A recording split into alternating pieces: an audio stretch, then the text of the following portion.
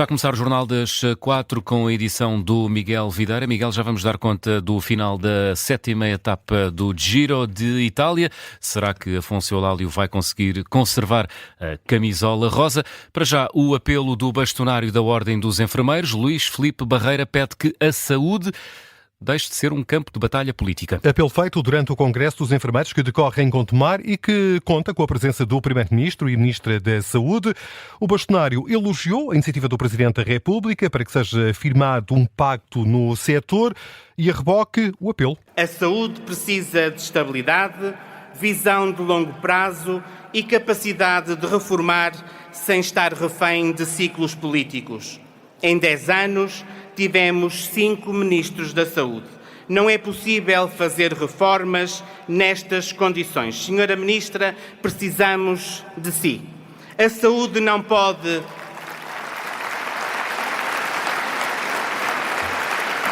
A saúde não pode continuar a ser um campo de disputa política, tem de ser um espaço de compromisso. É o que pede Luís Filipe Barreira, bastonário da Ordem dos Enfermeiros. Luís Montenegro também fez uso da palavra e para garantir que o Governo tudo fará para concluir o acordo coletivo de trabalho do setor da enfermagem que está a ser negociado desde setembro do ano passado. É isso, de resto, que pede à Ministra da Saúde, Ana Paula Martins? Faça nas próximas semanas o esforço final, adicional que é necessário para nós também darmos novamente um exemplo de estarmos com os enfermeiros na vanguarda, que é encerrarmos e subscrevermos um acordo coletivo de trabalho, que dê visibilidade, mas sobretudo previsibilidade àqueles que são os objetivos de quem abraça esta carreira. O Primeiro-Ministro sublinha que é preciso tudo fazer para que os enfermeiros portugueses continuem a trabalhar no país ao invés de optarem pelo caminho da imigração. E o Governo garante que o pedido dos Estados Unidos para a utilização da base das Lajes foi feito já depois do início da intervenção militar no Irão. PS e PCP não estão convencidos. Sim, depois do secretário de Estado norte-americano, Marco Rubio, ter revelado numa entrevista à Fox News que o governo português autorizou a utilização da base da Ilha Terceira antes mesmo de saber qual a natureza do pedido, ou seja, sem que soubesse que seria usada no âmbito da ofensiva militar conjunta de Estados Unidos e Israel contra o Irão. Disse isto em forma de elogio às autoridades portuguesas. O secretário-geral do PCP, Paulo Raimundo, anuncia que o partido quer uma comissão parlamentar de inquérito. Não só denunciamos o arrastar do país para esta situação a partir da base das Lajes, como avançámos com a proposta de comissão de inquérito para se esclarecer tudo sobre esta matéria. E é uma comissão de inquérito que estamos convencidos que vai mesmo para a frente. Porque pelos vistos, todos os outros partidos querem ver esclarecida a situação e o Governo também terá interesse em ter um espaço privilegiado para dar os esclarecimentos todos que quer dar. Esclarecimentos é também o que pede o PS. O líder parlamentar Eurico Brilhante Dias quer a presença do Ministro dos Negócios Estrangeiros, Paulo Rangel, na Assembleia da República. O governo português ontem colocou Portugal perante uma humilhação à escala planetária. Um país subserviente, um país que não pergunta, um país que não foi capaz de defender o interesse nacional, porque teve um governo que não defendeu o seu interesse nacional. Em comunicado, o Ministério dos Negócios Estrangeiros, antes destas declarações de Paulo Raimundo e de Eurico Brilhante Dias, referia que o pedido a Portugal para a utilização da base das Lajes só foi feito depois do ataque ao Irão, depois do início dessa ofensiva militar dos Estados Unidos. Um esclarecimento que, como aqui ouvimos, não convence PS e PCP. E Donald Trump não assume qualquer compromisso em relação a Taiwan, isto depois dos avisos de Xi Jinping. O presidente chinês disse que uma má gestão da questão do território de Taiwan poderia originar um conflito entre China e Estados Unidos. A bordo do Air Force One, Donald Trump minimizou a possibilidade de um confronto entre as duas potências.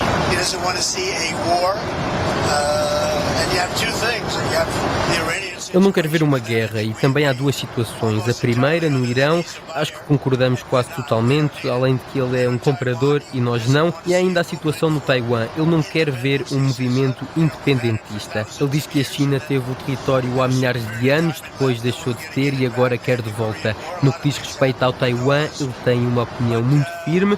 Eu não me comprometi de forma alguma. O presidente dos Estados Unidos também deu a entender que ainda não foi tomada qualquer decisão sobre futuras vendas de armas a Taiwan, decisão a ser tomada nos próximos dias. Ainda no Air Force One, o presidente norte-americano falou sobre a extração do urânio enriquecido do Irão. Donald Trump afirma que só Estados Unidos e China têm essa capacidade. Eles disseram que não podiam retirá-lo porque não têm a tecnologia para o fazer, o tipo de trator que é necessário. Eles disseram diretamente que os únicos que o podiam fazer eram a China ou os Estados Unidos, que são os únicos que têm o equipamento. Dito isto, eu quero retirar o urânio enriquecido e eles concordaram, mas depois já não. Eventualmente vão acabar por concordar. Donald Trump, em declarações aos jornalistas a bordo do Air Force One, o presidente dos Estados Unidos está de regresso aos Estados Unidos, terminou a visita oficial à China, esteve reunido com Xi Jinping e há um convite para o presidente chinês visitar os Estados Unidos em setembro deste ano. 4h06, volta à Itália em bicicleta. Miguel, dão-se as últimas pedaladas da 7ª etapa. Falta 1 quilómetro para o líder desta tirada cortar a linha de meta. Não é, João, alguém que ameace a camisola rosa de Afonso Eulálio? Vai na frente Jonas Vingegaard, do corredor da Visma. Ele veste de amarelo, não é a cor da liderança no Giro de Itália, é assim a cor do equipamento desta equipa. Jonas Vingegaard, que aparece como favorito neste Giro de Itália. Afonso Eulálio resistiu, mas a 5 km da meta acabou por ceder ao enxame de abelhas que é esta equipa da Visma e cedeu nesta subida a esta montanha de primeira categoria, o Blockhaus, onde há neve, portanto acabou por ceder. Jonas Vingegaard, disparado, saltou para a frente e é ele que nesta altura lidera a corrida, numa altura em que faltam 600 metros. Miguel, sugiro que falemos mais de Afonso Eulálio enquanto espreitamos aqui o final desta etapa. O corredor português de 24 anos é natural da Figueira da Foz, ainda em júnior rumou à equipa de ciclismo do Feirense e tem como diretor desportivo Joaquim Andrade. E o jornalista João Dias Lourenço esteve à conversa com o responsável pela ida do corredor para Santa Maria da Feira. Joaquim Andrade explica que foi amor à primeira vista. Fui assistir a uma prova dele e essa prova fiquei logo fascinado com a forma como ele correu, porque ele não era o mais forte da prova, de longe. Havia pelo menos 2 corredores que dominaram a prova por completo, e aquilo era um circuito e ele todas as voltas praticamente ficava para trás e assim. E na última volta aparece isolado na reta da meta e vence a corrida. Nesta conversa ontem à noite, Joaquim Andrade perspectivou até onde pode chegar Afonso Eulálio na edição deste ano do Giro.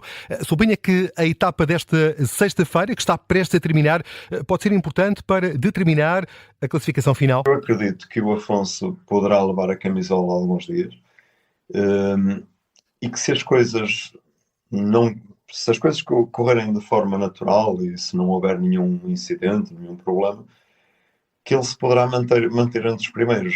E o top 10 eu penso que é uma possibilidade real dele alcançar o top 10, mas eu acredito que o dia da manhã pode ser um dia muito importante. Se ele se defender bem amanhã, mesmo que perca algum tempo e assim, mas se tiver uma boa defesa da sua liderança, eu acredito que pode ser possível o Afonso fazer pódio no Giro de Itália. Assim seja, é seguramente o desejo de todos aqueles que acompanham com entusiasmo a participação de Afonso Eulálio no Giro, aqui incluído Joaquim Andrade, diretor desportivo do Feirense, entrevistado pelo jornalista João Dias Lourenço. Quem também acompanha com entusiasmo esta tirada é o João Miguel Santos, pois claro, amante desta modalidade feita em 2 rodas. João, o primeiro já cortou a linha de meta. Já, Jonas Vingegaard ao fim de 6 horas 8 minutos e 15 segundos, que é lá isso para nós, Miguel. É obra. Ele cortou a meta no cimo do Blockhaus. Quanto a Afonso Eulálio, se mantiver o ritmo com que vinha a subir esta montanha de primeira categoria, ele deverá conservar a camisola rosa, símbolo da liderança no Giro de Itália. Portanto, amanhã vamos voltar a ver um português vestido de cor-de-rosa nas estradas de Itália. É essa a expectativa, esperemos que assim seja. Daqui a pouco, ainda no decurso deste Jornal das 4, ou na síntese das 4h30, aqui estaremos para confirmar a manutenção dessa camisola rosa do atleta corredor Afonso Eulálio. 4h10, Miguel, que outras notícias marcam a atualidade? Ainda ao desporto, Idmas Morita anuncia a saída do Sporting Clube de Portugal. Numa publicação no Instagram, o médio nipónico agradece a todos os sportinguistas. Idmas Morita sai a custo zero. O médio de 31 anos vestiu a camisola verde-branca. Durante as últimas 4 épocas, conquistou 2 campeonatos e uma taça de Portugal pelos Leões. O ministro dos Negócios Estrangeiros do Irão afirma que as negociações sobre o urânio enriquecido estão num impasse. Declarações feitas numa conferência de imprensa em Nova Delhi, na Índia. Abbas Araghchi diz que a questão do urânio enriquecido está a ser adiada para fases mais avançadas das negociações. Questiona também a seriedade dos Estados Unidos em relação a este processo negocial. Afirma que o Irão desconfia das intenções dos Estados Unidos. 23 anos de prisão para o homem que matou a ex-namorada com uma faca em agosto do ano passado. Foi conhecida esta manhã a decisão do Tribunal de Matosinhos. O caso remonta a 4 de agosto do ano passado, quando o agora condenado entrou na casa da ex-namorada às escondidas e surpreendeu com outro homem. Esfaqueou os dois.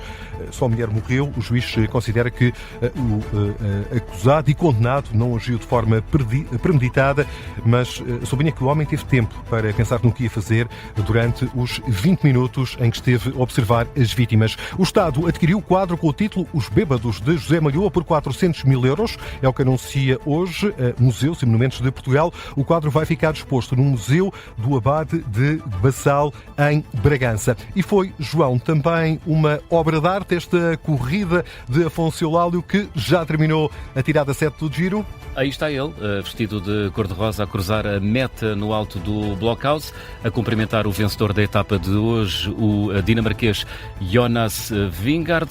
Afonso Eulálio a chegar com um grande sorriso ao final desta etapa.